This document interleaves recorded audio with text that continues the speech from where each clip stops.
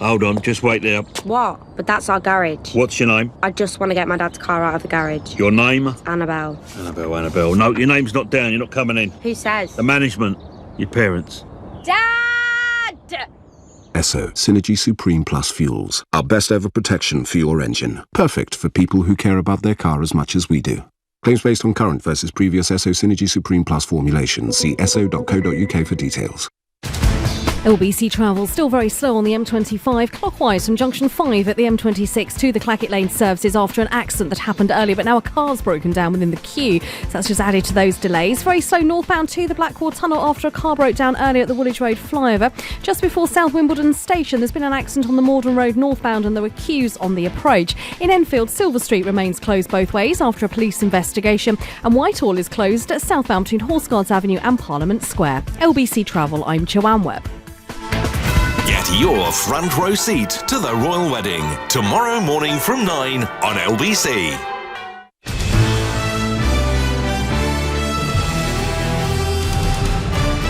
This is LBC from Global, leading Britain's conversation with Nick Ferrari at breakfast. Yeah, good morning to you. It's 4 minutes after 8 on Friday the 18th of May. Coming up, of course, we continue to monitor the build-up to the royal wedding. In other news, a suggestion more troops will be sent to Afghanistan.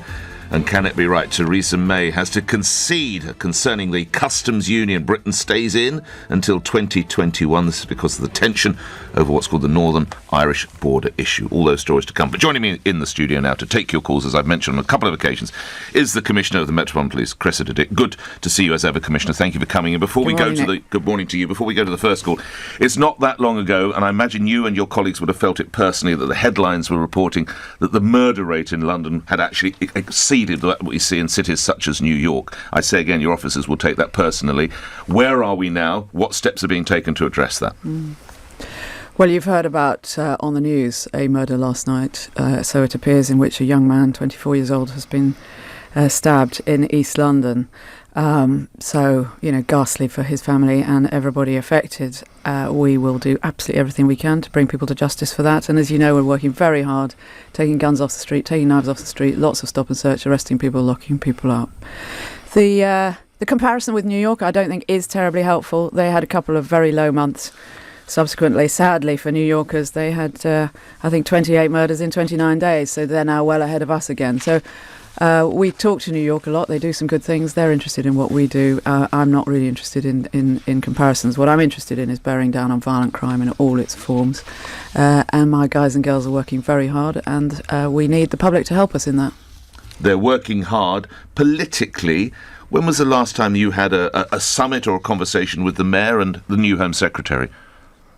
Well, I've seen both this week is probably the best way to put that, and I speak to them regularly. Of course, violent crime as it's affecting young people is always on the agenda. Many commentators say you need more cash. We made a very good, I think, evidence-based case to the Home Office last year, to the Home Secretary. As a result of that, the then Home Secretary allowed the Mayor to raise the precept, which he did. The Mayor also has given us more money out of the business rates. So we've got another £110 million, which we only heard about a matter of weeks ago, more than we expected. I will be putting that money, and I am putting that money, into the fight against violent crime on the streets of London, particularly, as I say, as it affects young people. That allows us also to recruit more police officers, and we are now recruiting.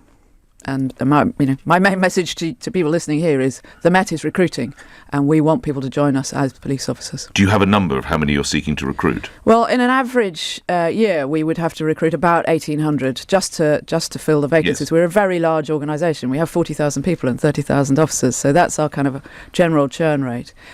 We need to recruit many more than that because I'm hoping that we will get to well over 30,500 officers, i.e. about more than 500 more than we currently have by the beginning of next year.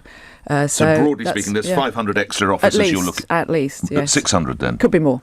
1,000. I'm not going to play this game. Okay, but it's 500 is a minimum figure. So that extra money, just before we go to the first call, that extra money you said will be put into fighting the problems of violent crime. So more officers. How else might the money be spent? Well, we're already spending the money. Of course, I've said the officers are working hard, so we're spending some on their overtime, as far as we possibly can. People who volunteer to work, and they do. People coming out, working all hours, day and night, weekends, goodness knows when, to try to lock up the most violent people and take weapons off our streets and support victims. We also need to explain ourselves. We are engaging with the public. We need to be out there, and we like to get the public doing this, other members of the public out while the police are out there saying, this is why we're doing stop searches operations here. This is what we have achieved. This is the problem in this particular area. This is how you can help us. But we're spending money on kit. We've bought some new vehicles. We'll be buying, we've had some huge impact on scooter-enabled crime, down enormously. One of the ways we've been doing that is with new tactics, including new motorbikes. We're getting further motorbikes. So we are already spending the money that the MAG told us we were getting only a matter of weeks ago. When you say new motorbikes, are they specially equipped motorbikes? It can't just be because they're new. Not. There must be something about these bikes, right? Yeah, no, they're very, very sort of mobile and easily ridden. But I'm not a motorcyclist, as you can hear. But these are motorcycles which are excellent for getting up and down the alleys of London. And, I see. So they're more manoeuvrable. They're very manoeuvrable. I get it. And they are excellent in terms of chasing scooter criminals. And how many of those are on the Met now? I'm not going to tell you the exact number because I do like to keep our criminals guessing. But what I can say is that scooter-enabled crime, so that was the snatches and the robberies, if you remember, that's down 50% on where it was last year. Yeah, okay. I've taken too much of time. The idea is you get calls. So 9 after 8, let's put the first call. It's Levi in Camden. You're through to the Commissioner. Levi, go ahead. Good morning. Yeah, good morning, Commissioner. I'm a young black man, and I think the issue here, right, let's be real. Let's just legalise Class A drugs, right? That's the lifeblood of a lot of these criminal young men. They're working for older, powerful men, usually Turkish or Albanians, to do the dirty work on the street.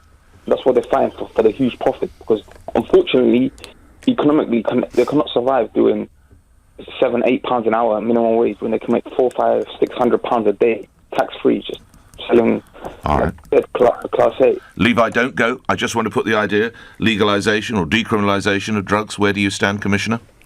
I'm not in favour. I respect people who want to have that conversation, but I'm not in favour of it. However, I do completely agree with you, Levi, that the sadnesses that we're seeing at the moment of young men being stabbed on the streets is very, very often connected to drugs, more often than not, I would say, and of course to gang activity, sometimes very young people, and it is horrific. And I do think that people, for example, what you might call recreational drug users, people who don't think they've got a serious habit, have lots of money, splash the cash on cocaine, they need to think about this, because there's misery at every stage of the chain, including, as you say, young people being dragged into gang crime and putting themselves at risk of being arrested for a very long time or being killed. Quick response from you, Levi. But it's an utter failure, this war on drugs, just like alcohol in Al Capone's days in the 1930s. If we legalise and regulate it, we can make jobs, we can get the criminals, kill their lifeblood, the huge profit. And at the moment, young people can't afford houses, they can't afford jobs. You've got professionals who can't afford a future, Well, that's perhaps a little unfair regarding the housing, Levi, but thank you. Just put that... there is a point, I hear what you say, but there is a compelling argument, isn't there, that sadly, possibly some of the murders we've seen this year might never have happened if the drugs trade was decriminalised or indeed legalised. I think it's very hard to know what would happen if we decriminalised or legalised drugs. Well, is the comparison with the drink in America a fair one? Well, yeah, there is that comparison. As we speak, as you know, in America, in some states, they are making... they're relaxing the laws in some states hugely in terms of cannabis. Let's see what happens there. I don't think yet there's any sign that that's reducing their violent crime rate. But you're a very learned woman. You just don't see the benefit in it. You'll have studied this far closer than I have. You just don't see the benefit. I am personally not in favour of it. Okay. I do think it's a very complex issue. It's not just about crime. It's about health and all sorts of other things. And I think it's a good thing that people want to debate it. Ben's in Essex. Ben, you're on the radio. Good morning. Good morning. I want to ask a question of Cressida. It's 1 year from the anniversary of the Manchester bomb after a terrorist attack. I don't feel safe. and my children or my grandchildren don't feel safe walking the streets. Do you think I should feel safer now? Commissioner. Ben, I think London has always been, on the one hand, a largely... I'm making an assumption you're in London, so apologies, but I can speak for London. London has always largely been a very safe city, a city in which the vast majority of people can go about their business and will never be troubled by violent crime or terrorism. It has, however, also been a target city for terrorists, as you know, certainly throughout my lifetime. We have... fantastic intelligence agencies in this country. We have fantastic security. We have great police. We work better together than anyone else in the world. What happened last year was absolutely ghastly. I'm very proud of the way we responded. And you may have heard the Director General of MI5 speaking earlier this week, in which he said that the threat is still, very significant. So since March last year, the agencies and the police together have stopped 12 attacks, lethal, murderous attacks. We managed to stop. Sadly, as you know, last year there were 5, including that appalling event in Manchester. So I think we have an issue right across the Western world. We're not going to solve this in the next couple of years. It is our job to try to prevent everything we can, and any attack is utterly to be regretted. But I can't tell you how to live your life, Ben, but I think terrorists want us to stay indoors and cower and be frightened. And I think we need to beat them. It's the public that will beat the terrorists. Quick response from you, Ben. Well, it's not only the terrorist attacks, it's the knife crime. There was someone murdered just last night again. And I lived in Haringey. I worked with children for 40 years within schools. And there used to be 23 youth clubs in Haringey. And I don't expect the police to deal with everything. And I think there should be a multi-agency attack like there was in Glasgow. What do you think about that? I think you visited Glasgow, or you have, or you're about to visit Glasgow to see what the Scottish Force have done. Is that correct, Commissioner? Yeah, I've visited Glasgow on a number of occasions over the last few years, but I went about 3 months ago, yes, to have another look at what they're doing. And what did you learn? And for them to learn from us, actually. But Glasgow and Scotland had some very different challenges to us, but you'll remember that it was a tremendously high homicide rate. The nature of the crimes, the type of people involved, very different from us. But what was very powerful was that they had a 10-year strategy, and it was a strategy which was at the top of the agenda for everyone in health, in education, in the courts. I could go on. And so it was truly multi-agency, as you suggested, Ben. And I do think that out of the ghastliness of the last year and the very high profile that has been given to sort of knife crime and gun crime in particular, we're seeing central government with its violence strategy, we're seeing the mayor, we're seeing other leaders really, really thinking about how we can come together, because, as you say, this is not just for the police alone. And I do believe that youth facilities are important. I was walking in Haringey myself not very long ago, and I went to a youth centre, and the young people there told me how much they appreciated it as a place of safety, somewhere where they had adults that they could relate to well. And there are only a couple in the whole borough now, and obviously, that means that we have to do other things as well. We, the public, we in communities, and we in the police want to help the public, to help our young people. All right. You mentioned, thanks, Ben, you mentioned in answering Commissioner that the 12 plots have been... Yes. How recently was the last one foiled? Was it within the last... It's not in the last sort of couple of weeks, but right. It's certainly in this calendar year. And how close to... They're all ones where the security service assessed that if we hadn't intervened when we did, there would have been a lethal attack. And some we are able to stop earlier than others. As you know, some of them have been really very close to the ghastly moment. Steve's in Nottingham. Steve, you're on the radio. Go ahead. Oh, hi. Hi, Cressida. Hello. My question is fairly straightforward, really. Do you think the rise in knife and violent street crime can be directly attributable to the cutting of your numbers by the present government, let's say since 2010? Steve, I think there are lots of factors. I really do. I wish, in a way, it was a very simple answer, but I simply don't think it is. We are seeing rises, actually, in the States, in many other European countries, all of which started in around about 2014. We're seeing rises across the UK and in many places much faster than in London.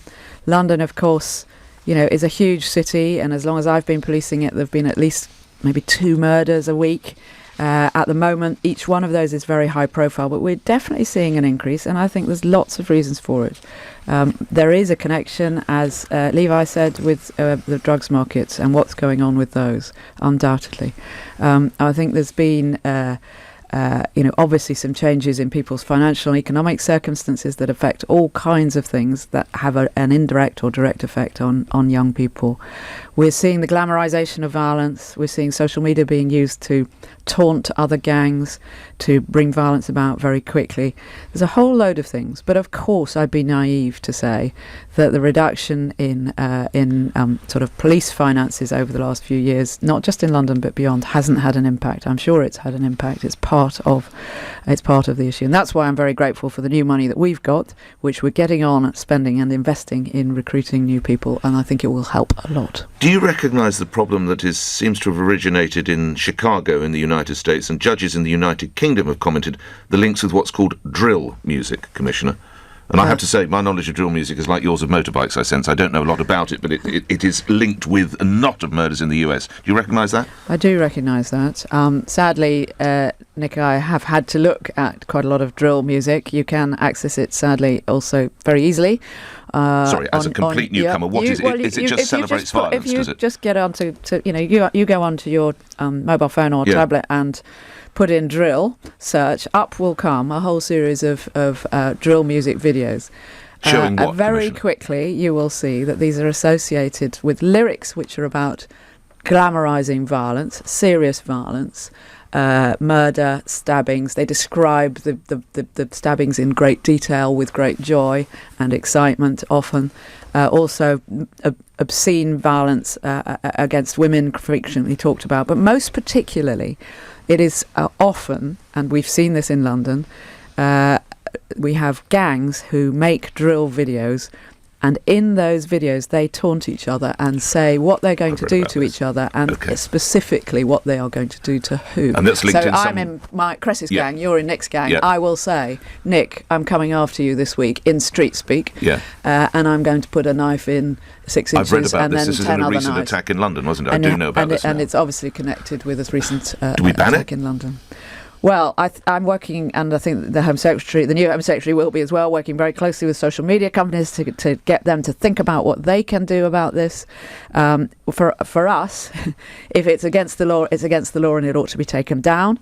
And if it is inciting in some way or glamorising violence, then we think they have a social responsibility to work with us to take those videos down. And we do get some support with this, but actually, obviously, there's a whole counter-argument about freedom of expression, and this is just music, people will say. But I think it has a terrible effect. But, Commissioner, if I was to walk down the street now and say to someone, I'm going to come round next Monday and murder you, that person could quite rightly call one of your officers. Yeah. So we would deal with it on the streets, but we don't deal with it on social media and music. We do. The person on the receiving end at the moment never comes to us and says somebody has threatened me in that way.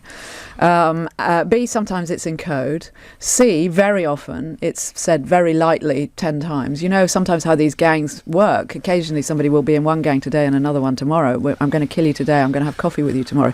So we are constantly responding to these things, trying to work out whether this is real, what it means, and what is the intent. And absolutely, we get out there and try to stop and search the people involved and the prolific knife carriers.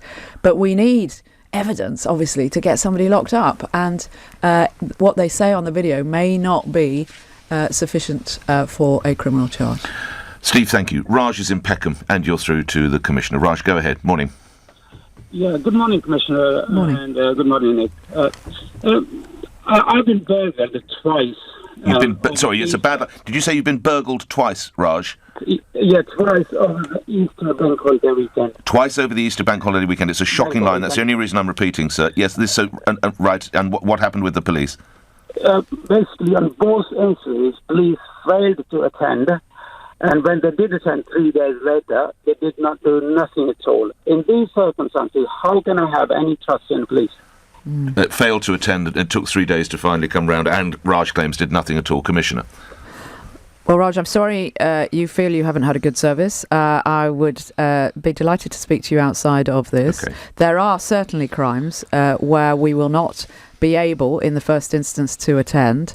With certain types of apparent burglaries, for example, we will send our scenes of crimes officers, and obviously they are not always sent on the same day, to see whether there are any further lines of inquiry. Now, clearly, if, for example, somebody was burgled and they're in the house at the time, we will absolutely do our level best to get there absolutely immediately. And in other types of crime, because of our stretched resources, we will not always attend in the first instance. But Raj, I'd be delighted to speak to you. Raj, stay on the line. Talk to one of my colleagues. They will then get a number from you. We'll pass it to the Commissioner's office, and I'm sure someone from her team will get in touch with you just as soon as they can. Just on the subject of calls, I know you're a very busy woman. I don't know if you saw a television programme earlier this week where one police force, and I have to say it's not the Met, it's in West Yorkshire, appeared to effectively set up phone investigation teams to try and ensure that police officers were not sent out when people phoned in to report certain crimes. I'm sure you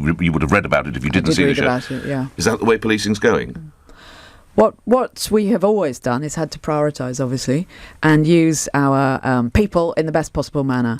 And in the Met, we have never had a policy of always going to every single crime. And for many, many years, some crimes have been dealt with on the telephone. If, for example, you weren't sure if you had lost your wallet or it had been stolen, and you simply wanted to report it for a crime record number so that you could tell your bank and your insurance company, and there were no witnesses and there's no CCTV and there's no forensics, you actually very often simply want to ring up and make that call and tell us about it, and do not want to be troubled again. And that's true. Sometimes people want to come in online. You can report things now through online ways, Facebook and that kind of thing. We're finding that people are preferring that, and we can do investigation without attendance. But obviously, if somebody is feeling very frightened, if it is a very serious matter, we'll look at the whole case before we decide whether it is suitable for dealing with simply, for want of a better word, on the telephone. All right, thank you for that. One other story on a national level, you'll be aware that the National Police Chiefs Council is looking at the possibility, and again, this, I appreciate yours is not the Met, but in rural areas, police officers routinely carrying weapons. Again, you are the nation's most senior police officer. How do you respond to that idea? It's under discussion. I think this takes us back to Ben's call. We've all seen the devastation that can be caused by a determined person who does not mind whether they live or die, as we saw, for example, in London Bridge, where you'll know our firearms officers were able to respond within a matter of just a few minutes, thank goodness. So, as you say, it's very different around the country in different areas. I am quite confident in London that we have our model right. So we have highly trained armed response officers. You will see them in the boroughs. They'll be talking to the public. They'll be responding to gang crime, gun crime, and terrorist attacks. The Wilds of Wales, or wherever it might be, do you think coppers should carry guns? You can absolutely see why chief constables and indeed the public in more rural areas are concerned about the time that it may take to get an armed response vehicle, of which they may not have very many, in a force over to somewhere else. So I can see why this is being considered. In London, I have no intent. We have less than, including all the armed protection officers, all the guys you see standing outside Buckingham Palace, etc. We have less than about 10% of our officers are armed, and that feels about right to me. And I'm not intending to routinely arm. Okay, but Definitely what do you think of in rural areas? I don't think if they go for it, I don't think my colleagues would call that routine arming for a start. It still won't be absolutely everybody all of the time. It will be in specific places for specific reasons. And the context is so different from here, I can understand why they might feel they have to do that. Joe's in Wimbledon. Joe, you're through to the Commissioner. Morning, Joe. Yes, hello, good morning, and good morning to the Commissioner. Hello, Joe. Hello. President Trump quite recently gave his summation of the streets of London, particularly a large London hospital that he said was becoming rather like a war zone. What do you make of his summation of life on our city streets these days? Many people have commented on Mr. Trump's comments, including senior doctors far better qualified than me to say that they thought the totality of what he said was, just plain wrong. It's not the first time that Mr. Trump has commented on London. How helpful are his comments? I don't think he's a regular visitor to London. And last time he commented on London, I was in New York at the time working, and I said I don't recognise his comments.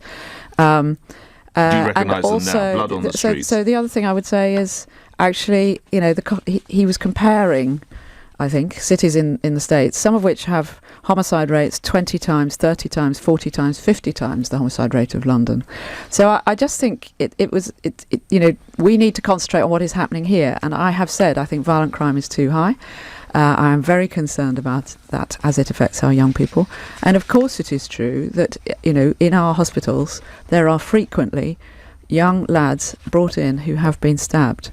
And that's ghastly. It's also the case that on a very frequent basis, my officers are the first people to get there when somebody's been stabbed, and they're saving their lives. I spoke to some firearms officers just this weekend who had done exactly that. It happens really regularly. I don't like any of it, but I think I've said it. Yes, okay. How helpful were the comments, lastly? In the dialogue about what is happening in violent crime in London, it raises again the profile of the issue. I want, of course, to get everybody engaged in fighting this crime, so that's not unhelpful. I however, do think comparing with the States and comparing with the gun culture out there is unfathomable to me. How much of a challenge is policing his visit when he comes in July?